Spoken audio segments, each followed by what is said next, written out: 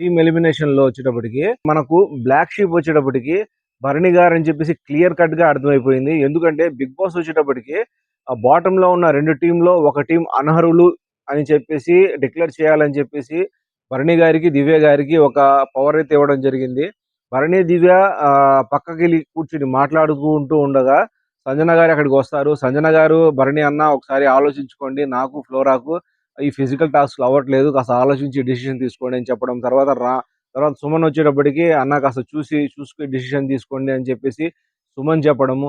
ఇవన్నీ తర్వాత దివ్య ఎంత కన్విన్స్ చేస్తున్నా భరణి గారికి, భరణి గారు అయితే మాత్రం తను ఫ్లోలో పోతున్నాడు. తను మాస్క్ మ్యాన్ హరీష్ కాదు ఇతను అనిపించింది నాకైతే మాత్రం.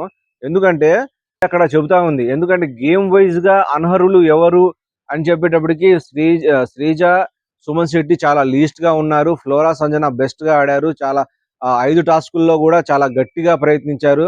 అట్లాగే ఆ డ్రాయింగ్ టాస్కుల్లో కానీ, ఆ బెలూన్ టాస్కుల్లో కానీ, ఆ శాండ్ మూటలు వేసే టాస్కుల్లో కానీ, ఆ శాండ్ మూటలు హోల్డ్ చేసే టాస్కుల్లో అయితే మాత్రం సంజన, ఫ్లోరా కంటే భరణి గారి ముందే గివ్ అప్ ఇచ్చేశారు.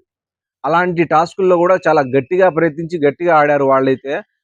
మొన్న మా బెలూన్ టాస్క్ లో కూడా ఫెయిర్ గా ఆడి పాయింట్స్ దక్కకుండా వాళ్ళకైతే అన్యాయం జరిగింది. మనం వాళ్ళ పేరు చెప్పినట్లయితే మనం బ్యాడ్ అవుతాం అని చెప్పేసి దివ్య చెబుతానే ఉన్నా సరే, తన డిసిషన్ వచ్చేటప్పటికి అతను మనసులో ఒకటి అనుకుని ఉన్నాడు, వీళ్ళని అయితే మాత్రం ఎలాగూ తీసేయాలని చెప్పి.